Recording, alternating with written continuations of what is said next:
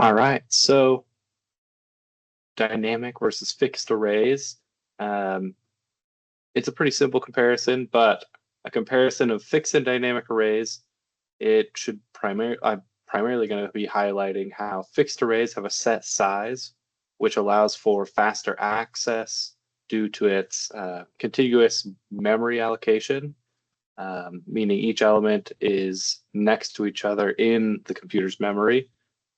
Meanwhile, dynamic arrays can expand or shrink, but they require resizing operations to expand. So you have to recreate the array with double the amount of storage, but then um, this does allow it to continue to grow or to shrink.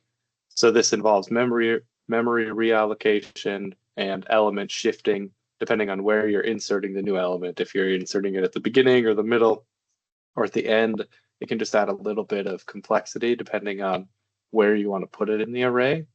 The biggest pro of a dynamic array is that it can shrink or grow.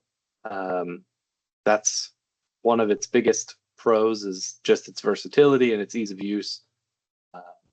Whereas it can be a little bit slower because it has to deal with the resizing operations. If you happen to overflow it, you then have to create a new array with double the amount of space and move everything over to the new array to allow it to be expanding.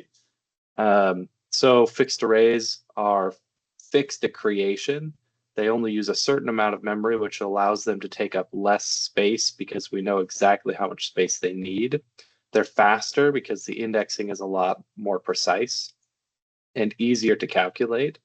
And then their con is they're not very flexible. They don't expand. So yeah, those are the biggest differences there. And let me double check I answered both questions. Yeah, I believe so.